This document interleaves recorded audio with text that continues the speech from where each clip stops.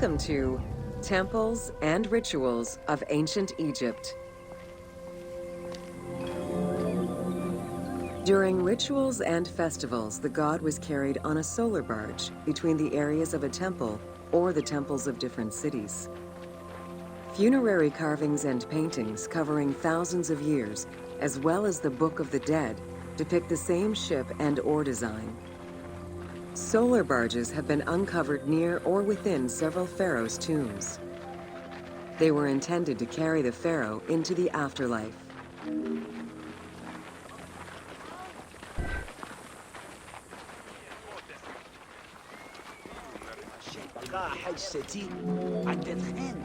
Ancient Egyptians believed that Ra, the sun god, traveled the skies in a boat known as the solar barge.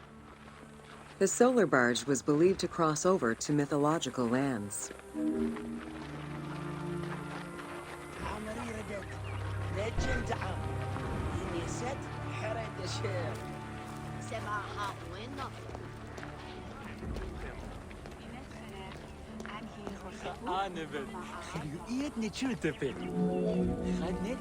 The god Ra believed mankind was conspiring against him.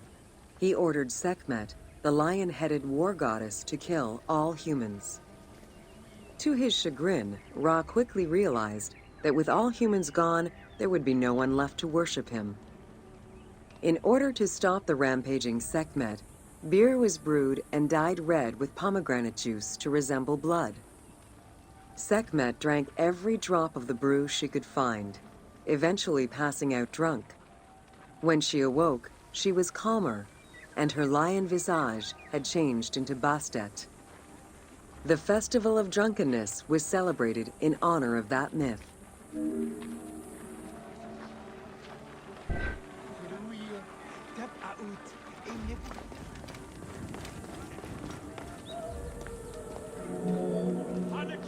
Unlike the daily rituals that took place in the temple and were performed by priests, festivals allowed the entire population of the city to participate. Festivals helped mark the passing of the seasons in the agricultural calendar. In reflecting the cycles of life, festivals offered a sense of consistency and structure for the regular citizens, thus reinforcing the sense of order that pharaohs were to provide for the citizens of Egypt as part of their godly duties.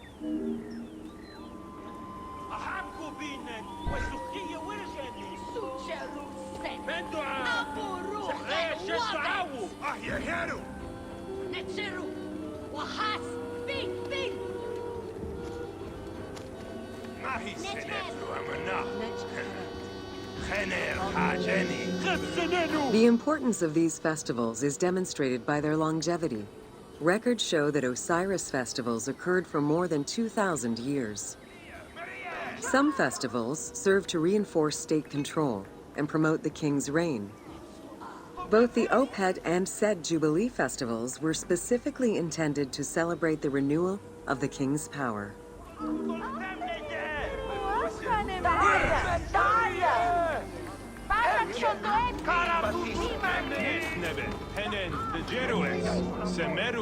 The temple hierarchy consisted of high priests, several types of priests, scribes, and servants. The high priest was known as the prophet. Some divinities had up to 4 prophets, and they were the ones to perform the most advanced and complex rituals.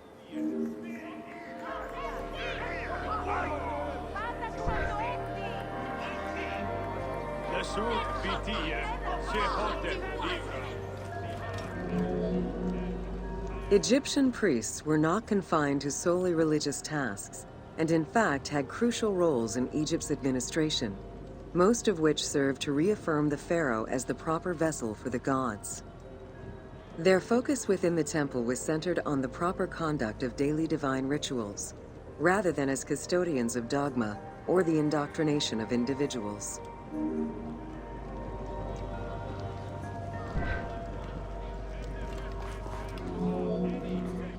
Scribes were custodians of the sacred sciences. Some priests were associated with the funeral rites and were considered the group with medical knowledge. The servants of the Ka were low-ranking priests who carried food and offerings in funerary rituals. Lector priests were distinguished by their ability to read, and their main duty was to recite specialized religious texts in both temple and funerary rituals.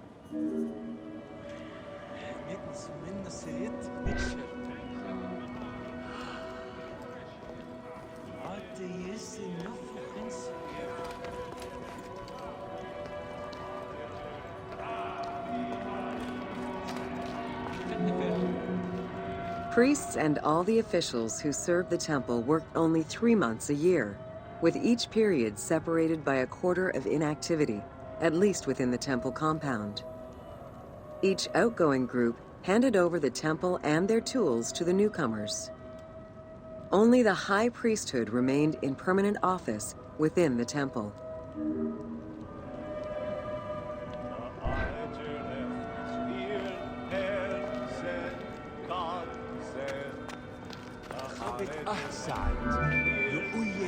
The most sacred part of the temple was referred to as Djeser Djeseru, the Holy of Holies. The most sacred inner sanctuary was where the shrine to the temple deity was located. Only priests were allowed within. Offerings were given, and rituals unseen by even the pharaoh were performed. While the team chose to allow any character access to this space in some game temples, normally it was reserved for priests alone.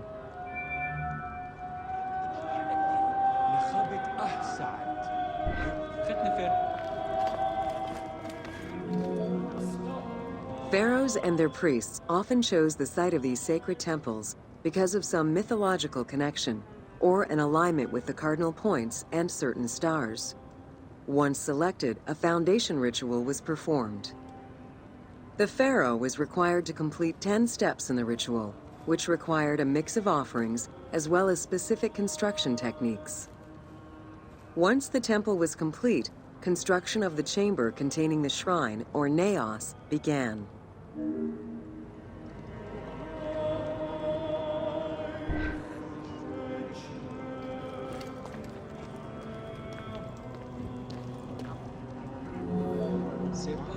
The naos was where the god statue stood.